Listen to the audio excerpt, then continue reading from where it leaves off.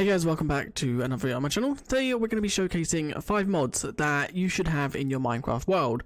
The actual downloads for all these mods will be linked in the description, and hopefully if I remember while editing, the actual version Naya 4 will also be on the screen. The first one, if you have yourself a warden, and that warden obviously has the sonic boom attack, which can be annoying in some cases. Well, this is actually a mod made by me. The warden's actual sonic boom, as you can see, does that. Now, there is a game rule, so if we do game rule and then do sonic boom, let's quickly just show that, and then we set this to false, the warden will no longer be able to sonic boom us. It will still be able to do its melee attack, but if we quickly just actually heal him, there we go, he will now not be able to do anything. So this is a good way, either if you don't want the warden to have that sonic boom attack, maybe for a mini game or something, or if you just think it's way too hard and you want an easier warden, you can then download this mod in your single player world or your multiplayer world, and then obviously not have the warden do its sonic boom. As you can see, I've just been walking around up here, and he hasn't attempted to shoot me with it yet. If I was to now quickly just set this back to true, he will instantly use it as soon as it's true, as you can see right there. He instantly does the sonic boom. If I quickly just hit him, as you can see, he will still melee damage me. He just will no longer be able to use the sonic boom attack. This next one is a little tweak it makes to mobs, and that is mobs can have random sizes when spawning. So there's obviously still babies and adults, but the babies and adults can vary in size. As you can see, both of these are actual adults, same with that one over there, but if I just spawn a few, you can see the heights change. The actual sizes can vary from, I think, anything from really small to really big, and if you obviously breed them, the baby's height varies as well, but these can also be configured to be smaller or bigger, depending if you want maybe giant mobs or tinier mobs. As far as I can tell, this actual mod only works for mobs that are breedable. As you can see, I'm spawning in zombies and they only seem to be the one size. I know it also works on frogs, so if I was to quickly just spawn in a few frogs, as you can see they are varying in size, with some being a lot bigger than the others. So this is a cool little mod if you want a little bit more variation to your world, where not all mobs are the same, mobs are different sizes. This is definitely one to go. As you can see right here, that cow is a lot bigger than these cows. And as you can see, this cow right here is an actual adult, because as you can see, I can breed them two together. And as you can see, it does make a baby. So that is an adult cow out there, although it is a lot smaller. But I think this is a really cool mod, because it definitely does add variation.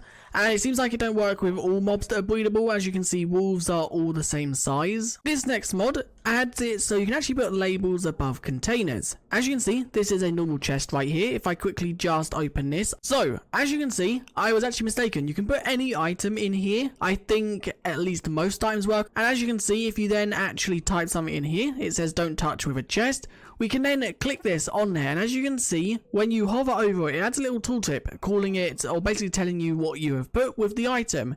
So this can be really useful, because for example, you can put diamonds in it and then put on the thingy diamonds.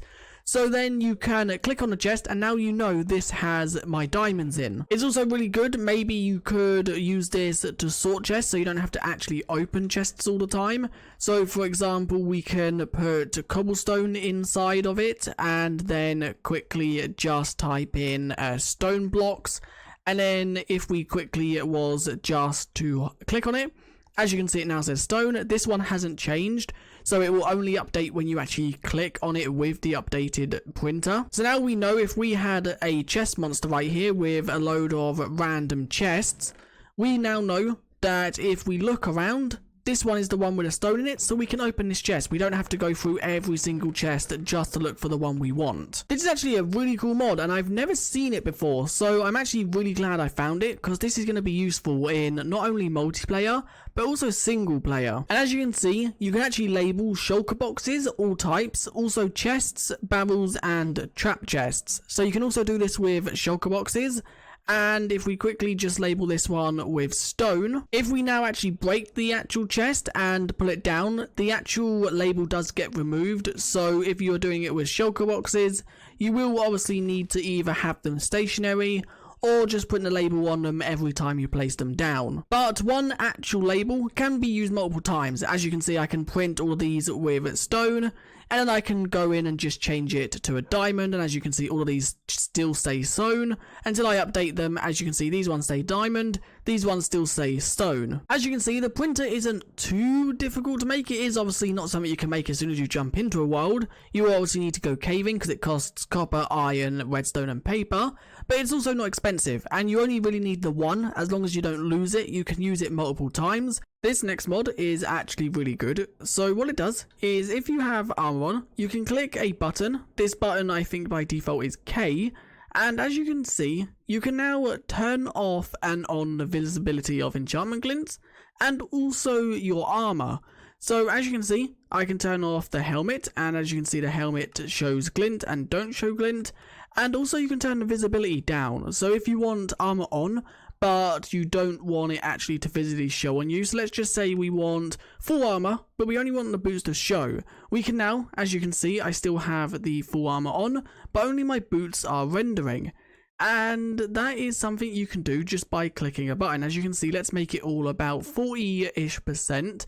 As you can see, it's now rendering that we have a bit of armor on, but we can still see our skin below it. Now this can also be done with elytras. As you can see, you can turn elytras down from 100 to 0, 0 being off. And you can also do it with shields. So you can turn shields visibility down, although it don't really seem to make them invisible that much. It seems to more just turn the pattern on them off. But you can also do the enchantments on them. As you can see, enchanted, not enchanted, and same with shields. And you can also automatically disable transparency in combat, so I think that means if you're in combat, then it will automatically set the values back to 100. Now the next thing is there is another hotkey for it, which is J, and as you can see, that basically enables and disables your current settings with the click of a finger.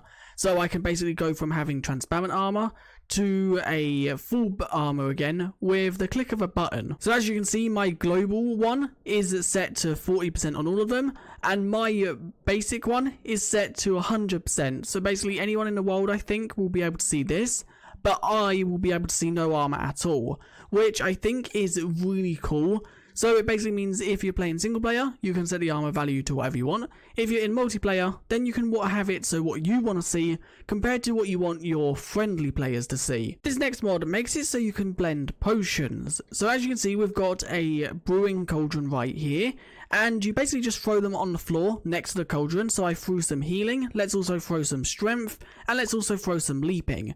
Then I need to grab myself a glass bottle and basically throw that into there. Once you have all the potions in there that you want, you then throw one of the following. Netherwort makes it a normal drinkable potion, gunpowder makes it a splash potion, and dragon breath makes it lingering. So let's just make this normal, and as you can see, we now get a potion. And as you can see, every potion that I threw into there is now on this one drinkable potion. Yeah, it seems like maybe there is a max of 3 potions per actual potion you brew. So it seems like you can't throw other potions that have been combined already into the cauldron. That makes it explode. But anyway, that is it for this video. If you did enjoy, leave a like and subscribe. If you actually found any of the mods useful, or mods that you would actually start using now, let me know in the comments, and I guess I'll see you guys in another one very soon. Thanks for watching, and I'll see you guys next time. Bye.